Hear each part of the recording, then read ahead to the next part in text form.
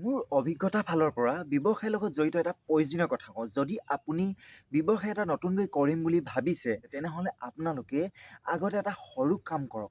নহ'লে কাৰণ চাওক আজিকালি দেখা পোৱা যায় বহুত মানুহেই প্ৰথমে ব্যৱসায়টো সহজভাৱে কৰি লয় আৰু ব্যৱসায়টো কৰাৰ পাছত বহুতে ব্যৱসায়টো আধাতে এৰিবলগীয়া হয়।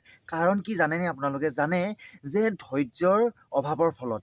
যাৰ ধৈৰ্য্য কম সি ব্যৱসায়ত কেতিয়াও উন্নতি হ'ব নোৱাৰে। কাৰণ চাওক আমি নতুনকৈ ব্যৱসায় এটা একদম সহজভাৱে আৰম্ভ কৰি লওঁ, কিন্তু সেই ব্যৱসায়টো আমি দুদিন ধুনীয়াকৈ চলি যায়। দুদিন ধুনীয়াকৈ চলি যোৱাৰ পিছত নেক্সট কোনোবা এদিন যদি বেয়াকৈ লছ হয়, তেনেহ'লে আমি সেই ব্যৱসায়টো এৰি দিয়াত মাথা মাৰোঁ বা ব্যৱসায়টো এৰি দিওঁ। গতিকে যিসকলে নতুনকৈ ব্যৱসায় এটা কৰিম বুলি ভাবিছে বা ব্যৱসায় এটা অলৰেডি কৰিব খুজিছে, তেওঁলোকক এটা কথা কওঁ যে যদি আপুনি ব্যৱসায় এটা কৰে, তাৰ আগত এটা আপুনি সৰু কাম কৰক। চাওক মই এটা কথা কওঁ, আমি এটা চাকৰি কৰিবৰ কাৰণে প্ৰথমে আমি যোগ্যতাৰ কাৰণে আমি এটা প্ৰথম ইণ্টাৰভিউ দিওঁ। ইণ্টাৰভিউটোত যদি আমি যোগ্য হওঁ, তেনেহ'লে তেতিয়াহে আমি চাকৰিটো পাওঁ।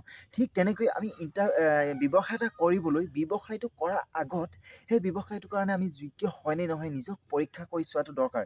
মানে আমি কিমানখিনি ধৈৰ্য্য আছে আমাৰ, সেইখিনি আমি নিজে প্ৰমাণ কৰি চোৱা দৰকাৰ। আৰু সেইখিনি কেনেকৈ প্ৰমাণ কৰিম তাৰে এটা সৰু উদাহৰণ আপোনালোকক দিওঁ যে আপোনালোকে সৰু কাম এটা কৰক। হাঁহি উঠাৰ কথা হ'ব পাৰে, কিন্তু এটা সৰু কাম কৰক। 3 দিন আপোনালোকে ডেইলি যেতিয়া সময় পায় আপোনালোকে 1.5 ঘণ্টা বা 2 ঘণ্টালৈকে আপোনালোকে এখন চকীত বহি থাকক। একো কৰিব নালাগে। না মোবাইল লৈ চাব লাগিব, না কিবা এটা খোৱা বস্তু, নাই মানুহৰ লগত কথা পাতি অনলি মনে মনে থাকি আপোনালোকে মানে বহি থাকিব লাগিব। যদি 1.5 ঘণ্টা বা 2 ঘণ্টা 3 দিন আপোনালোকে তেনেকৈ কণ্টিনিউৱাছ কৰিব পাৰে, তেনেহ'লে জানিব যে নিশ্চয় আপুনি ব্যৱসায় কৰিব পাৰিব।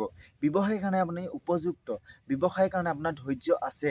নহ'লে হয়তো আপুনি যদি এইখিনি কৰিব নোৱাৰে, নহ'লে আপুনি ব্যৱসায় এটা কৰিব, কিন্তু হয়তো মাজত আপোনাৰ বহুখিনি প্ৰব্লেম আহিব পাৰে।